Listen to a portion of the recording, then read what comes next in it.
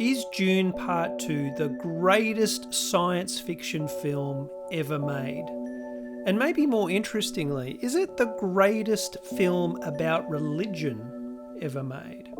It brings together Frank Herbert's compelling source material with Denis Villeneuve's compelling science fiction vision, an incredible Hans Zimmer score, and a stellar cast to build on what was already a great start in 2021. It's certainly a great film for at least 5 reasons that I'm going to go into in this review, and I reckon it should be seen in the biggest, loudest cinema you can find while it's still in cinemas. And apart from being a pure spectacle of action and entertainment, the film does raise lots of ideas about religion and power and how those things go together that are worth discussing as well. So stay tuned to join the discussion.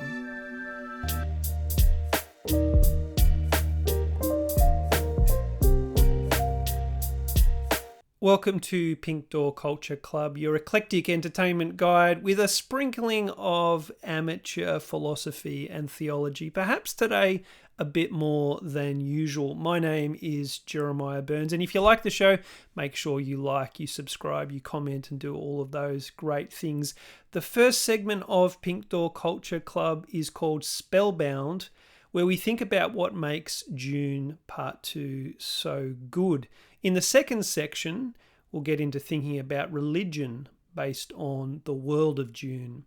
But in terms of what makes the film great, here's 5 quick hits that all start with the letter S. And the first one that you immediately notice that's really present in so many of Denis Villeneuve's films is scale.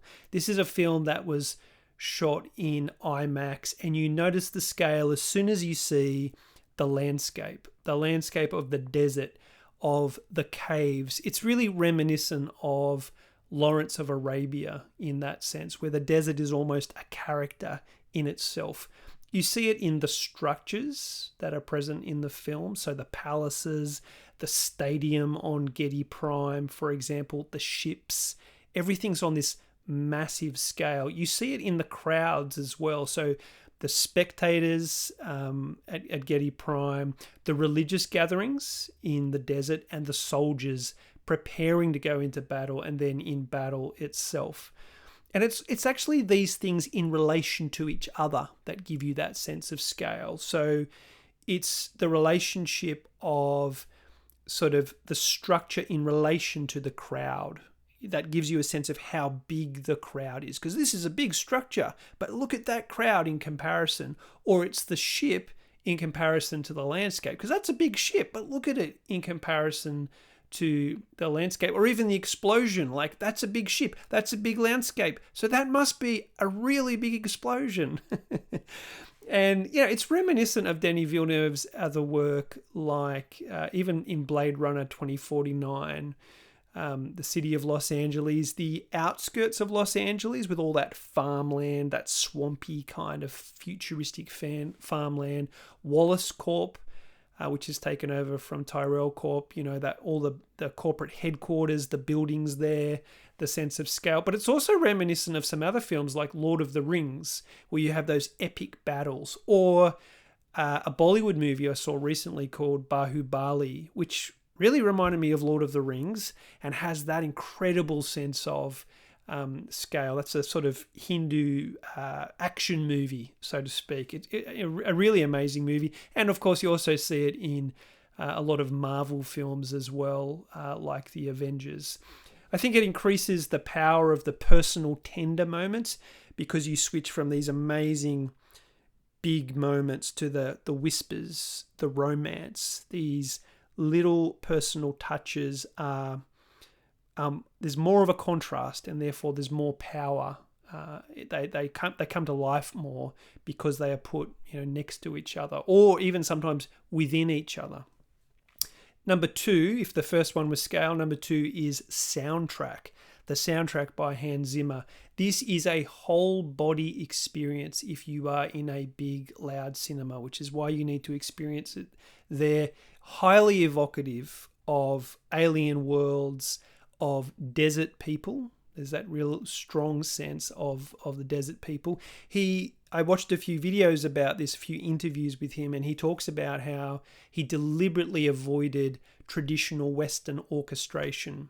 He said he grew up as a kid watching sci-fi films going, we're on an alien world. Why are we hearing violins and cellos and all of these traditional Western instruments? Let's go for something that would actually make sense in this world. And so you get him using these unusual instruments, these really unusual voices as well, which I think is super powerful, and unusual recording techniques to create something that, you know, is alien and really takes you into another place.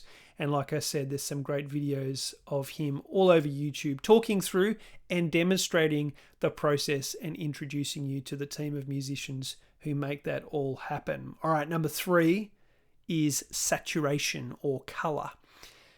This is a film marked by different color themes. So the desert is a world of sepia. There's a contrast there with the blue of the eyes of the Fremen. Really reminded me of Lawrence or Peter O'Toole's eyes in Lawrence of Arabia. And I did hear Denis Villeneuve in one interview talking about how he was drawing on a couple of other religious desert films where Jesus is in the desert, Jesus is talking with his disciples, and there's a lot of that sepia tone in those moments. In contrast to that, you've got the Emperor's Home World, which is really lush and green. And then you've got Getty Prime, which I think in terms of saturation or color is the most striking. That whole sequence on Getty Prime was actually filmed with infrared cameras to render it in this completely alien, brutal, awful, surreal black and white. You know, it really, again, turns that world into a character in itself. And like, it is visually striking. You are watching this black and white going, I've never really seen black and white like this before. This isn't Psycho. This isn't a film from the 40s or the 50s. This is like something completely different, and it's very powerful and awful for that reason. Number 4, I've gone with the word sartorial, you know, like costumes or dress, something that's essential to building a rich world. And there is so much on show here, as there was in part 1, from the beautiful to the strange to the grotesque. I went to a Alexander McQueen exhibition at the National Gallery of Victoria here in Melbourne recently, and it reminded me of that. Like, with that Alexander McQueen exhibition, you've got the finest dresses through to the most like punk rock sort of aesthetic type pieces, through to like things made out of garbage bags or shiny leather. You know, it was all there. And in a similar way, it's all here in Dune Part 2. All of the religious wear of the Bene Gesserit is especially, I think, interesting. All the various orders, the elaborate headdress, the other dresses that they wear to sort of show their religious rank or role. The Harkonnen, their shiny black armor, and the Baron, right? His clothing, his sort of black garb is really noticeable. And then the soldiers with all of their masks, which are like ventilators. I think, you know, all of that goes to make a really compelling world, and it's present in almost every scene. That the costumes really shine through in part 2 as they did in part 1. And lastly, the special effects. Yeah, only a few times I noticed, hey, you know, you can kind of see a bit of CG there. Otherwise, there's obviously some really great compositing here, which means it all feels really gritty and real. They're able to sort of integrate the digital with the real in a really beautiful way, and it's all driven by the story. So the wow is coming from the combo of the story and the effects, which of course makes for a much better movie than a movie that's just driven by effects, which is very, you know, bland and shallow.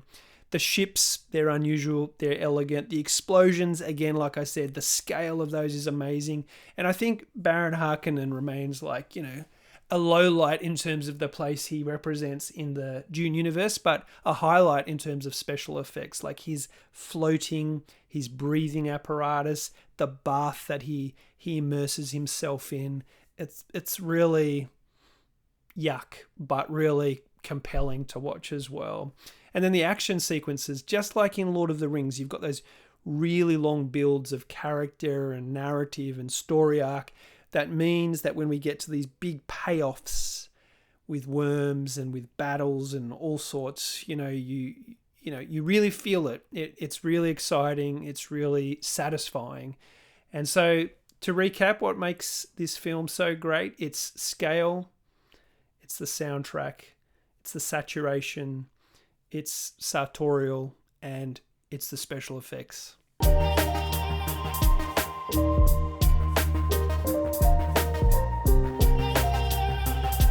The second segment of Pink Door Culture Club is called Rear Window, and the idea is to pause, to look more closely, to think more deeply about some of the themes or ideas arising from Dune Part 2.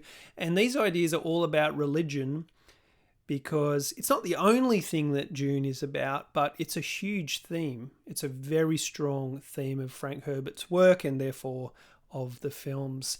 And the first sort of idea, I guess, is of religion as a source of legitimate power and comfort. You really get this from the character of Stilgar and the Southerners, the fundamentalists as they're called. For them, religion provides a source of identity. This is who we are as a group. It provides a sense of unity. This is the thing that brings us together with a common cause. It also gives a sense of hope. Even though our circumstances are hopeless, we have this prophecy, and so we can look forward. All is not lost. And it also provides a way of making sense of the world. So things are difficult. Things have been difficult for a long time. How do we make sense of that? Well, our religion provides a framework for that. And the film is really clear that belief is real. It's genuine. And not only is it real belief, it's grounded in real objective events that are going on in the narrative. But I guess the question in there is it just the way that the events are being understood and interpreted? So yes, the faith is real. Yes, those events are real. Yes, it's providing you with a way of making sense of them. But is that all that is going on here? It's just one way of making sense of things. I think that clearly in this world, the Southerners are seen as still a little bit unhinged and a little bit dangerous as well. It made me think about the Western view that religion is, really religion is something we don't need anymore, and it's on the decline, which is a good thing, and it will soon be gone. And largely that's the view many of us have, because that's what we see around us, right? That's what you hear reported in the media and in the census, and that's what we see literally in our families and our friend groups and our workplace and the culture around us. But it is interesting to stop and remember that religion is still a super serious, heartfelt feature of the lives of billions of people around the world. And I think there's a really interesting tension here as well for the West, because it's common for there to be that sense that religion is outdated. It's nonsense. We've got science now. We've had the Enlightenment. We can move on. But there's also that concept in Western society nowadays that we shouldn't say anything or do anything that's condescending towards people from other cultures and nations. And yet those people often take religion really seriously. Like Christianity and Islam both continue to grow super quickly in Africa and Asia, for example. Would we say, oh, well, they'll come to their senses eventually? Like, I don't think we would be comfortable to say that, right? That comes across as arrogant and condescending. Neil Brennan is an agnostic comedian with an interesting bit you can watch on YouTube where he points out that the vast majority of atheists he knows, and he's not a religious person. I don't think he's still an atheist, but his point is that the vast majority of atheists he knows are white. And he kind of asked the question, like, is atheism a product of a super comfortable life where you can't actually imagine the need to depend on anyone else? And you're like, I don't need an afterlife. Like, this life's pretty good. I know I work with and know and am related to many, great atheist people who are very deep thinking, genuine people with reasons for their unbelief. But I do think there is that genuine tension there between the Western desire to be done with religion whilst also never judging people from other cultures who are often very religious. And those people are not saying, oh, this is just a way of making sense of the world. Like, for them, often the beliefs are very genuinely held, and they would argue relate to some objective facts in the world that everyone should believe and recognize. There's also a question of whether Western society, which used to look to Christianity as a source, like the Fremen do, of identity, unity, hope, sense making, can actually do all of those things without religion. There's a Christian pastor, Mark Sayers, here in Melbourne, who talks about the idea of wanting the kingdom without the king.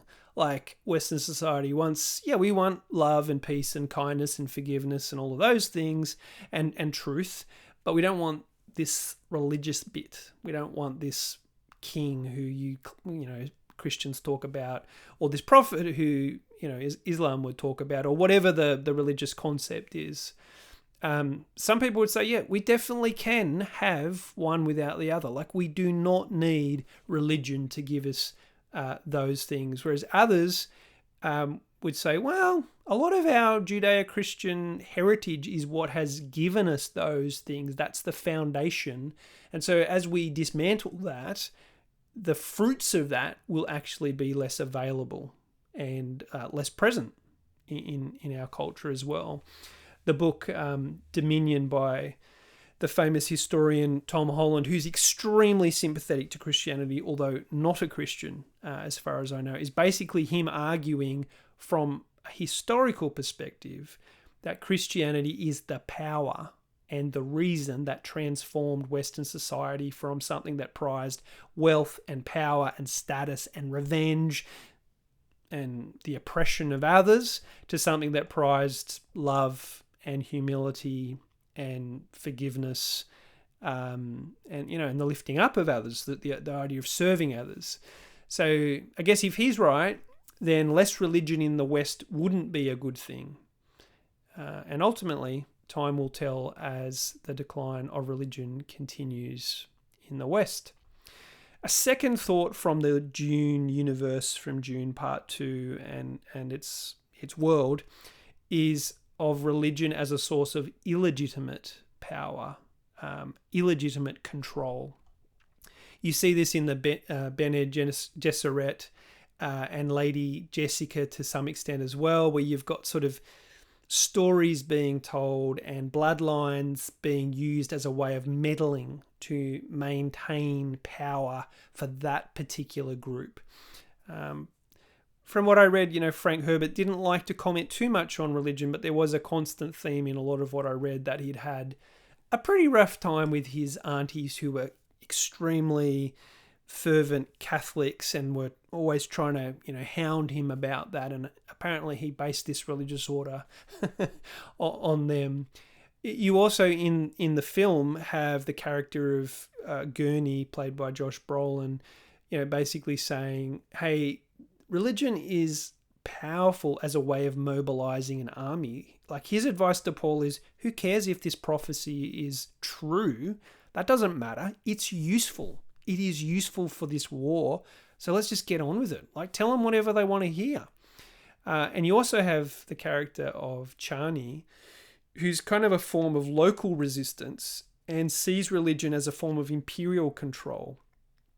So one of her big lines in the film is, "The prophecy is how they enslave us." The prophecy is how they enslave us, which is why Paul is pretty reluctant to actually take on the role of savior. He's very conflicted for, a large part of the film, because he's like, I don't want to manipulate these people based on something I'm not sure of, something that I don't really believe in myself. At least that's where he starts, right? Now, even though I've said some nice things or raised some interesting, potentially nice questions about religion in the previous point, it's fair to say, and it's undeniable, that religion is responsible for some terrible, awful things as well, right?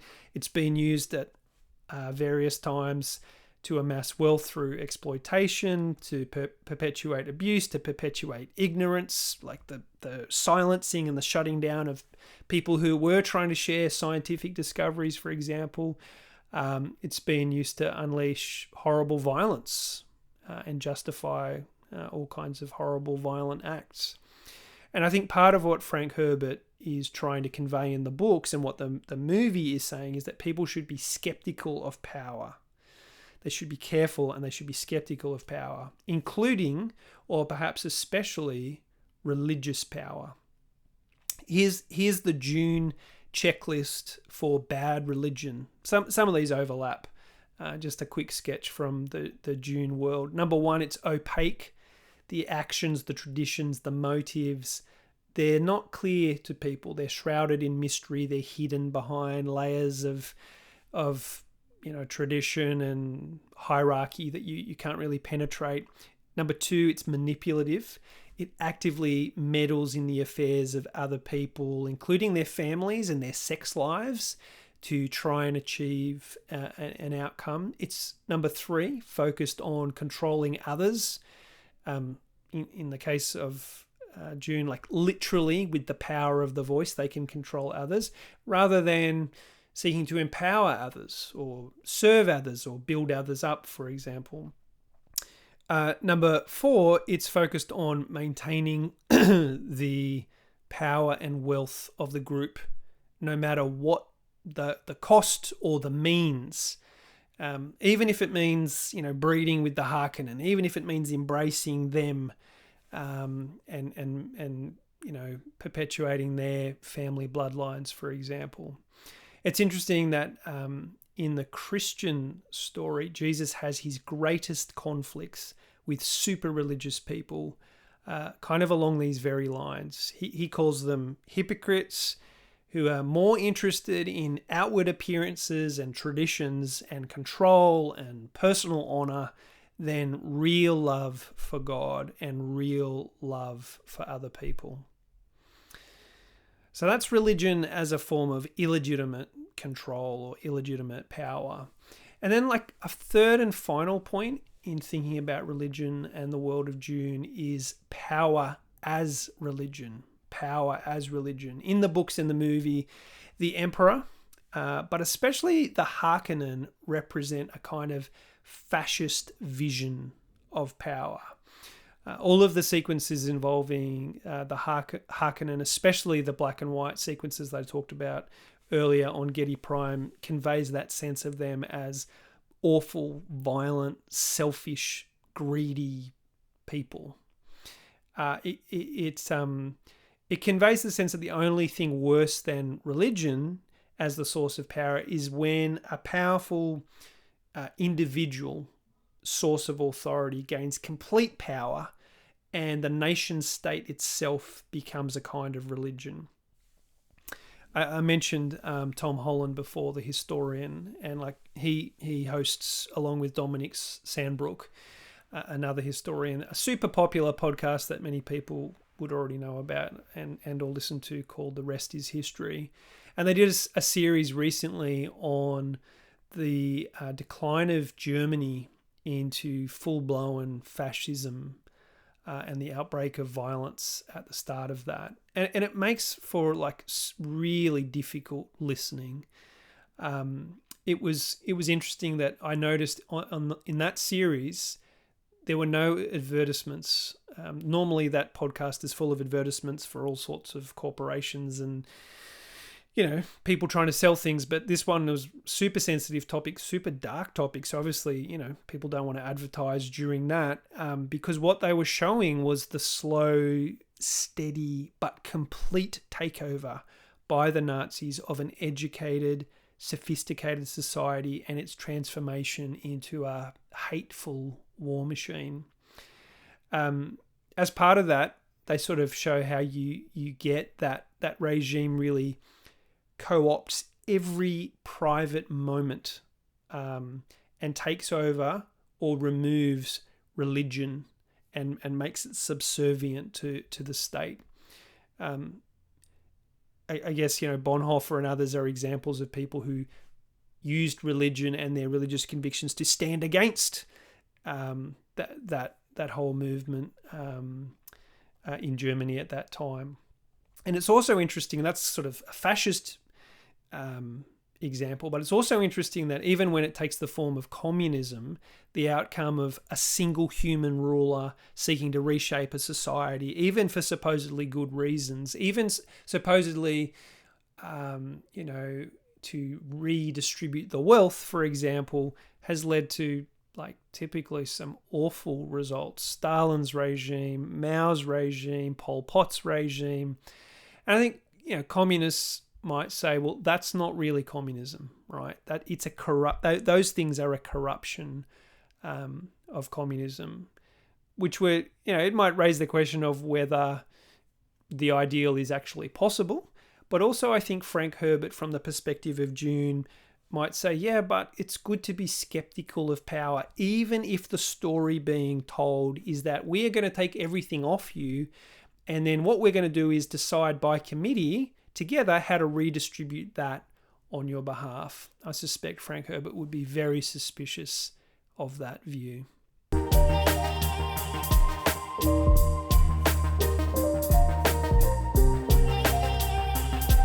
The final segment of Pink Door Culture Club is called The Man Who Knew Too Much, where we run through some trivia or interesting facts related to whatever we've been looking at. Number one, Stellan Skarsgård's body makeup, that's Baron Harkonnen, took 8 hours to apply. 8 hours to apply and 2 hours to remove. For every single day of shooting. That's 10 hours just to get into and out of his body makeup. He didn't drink anything at that time, and he took Imodium pills in order to avoid having to go to the bathroom during shooting days. That is it's no wonder that he I said before, his character kind of stands out when it comes to special effects, and it's no wonder, right? That's some serious commitment. It's not just all CGI. It's actual body that he's lugging around. Number two, Denis Villeneuve said he will not release any deleted scenes. And he says, I'm a strong believer that when it's not in the movie, it's dead. I kill darlings and it's painful for me. Sometimes I remove shots and I say, I can't believe I'm cutting this out. He says, I think I'm very severe in the editing room. I'm not thinking about my ego. I'm thinking about the movie. And these are long movies, so shows you that even with that, he's still cutting out a lot. And I think there were even 2 people who featured in the film, and they cut them completely from Dune Part 2. They get a special thanks in the credits.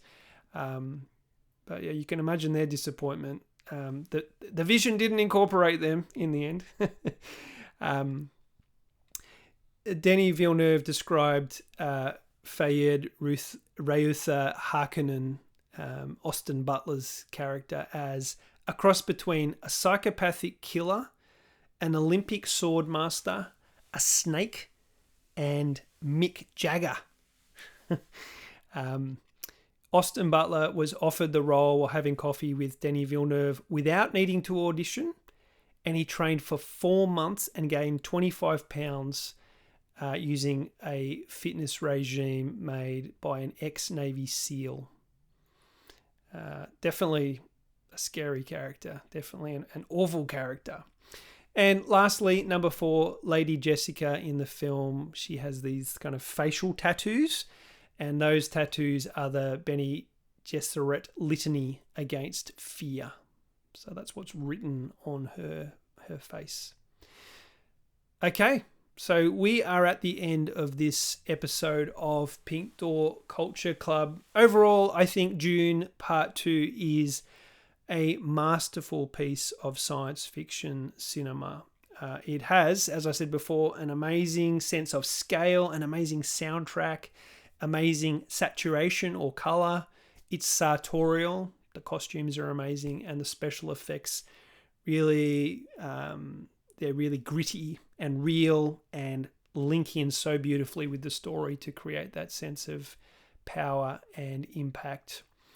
And along with that, it's got a lot of interesting things to say about religion as a legitimate source of power and comfort, an illegitimate source of power and control, and also of power as religion as well. Well, if you're not familiar with Pink Door Culture Club, it's your eclectic entertainment guide, as I mentioned at the top, and you can engage with the show as a YouTube show or as a podcast. It's released usually every Thursday, Australian time. You can also engage with Pop Culture Proverbs, which is some short form videos released every Tuesday on YouTube Shorts at the moment. However you're engaging, do make sure that you like and you follow, you share, you comment, you do all of those good things. Great to read so many comments on the Taylor Swift video, and it's been great to reply to those of you who've commented there. This has been 10 weeks in a row at the start of 2024 for Pink Door Culture Club. So I'm going to take a short break as we head into Easter, at least from these long review videos, and come back to these in a couple of weeks. It will be great to see you when I'm back. Feel free to be in touch, like I said, in the YouTube comments, via the Facebook page, or via pinkdoorcultureclub@gmail.com. Thanks for watching. Thanks for listening.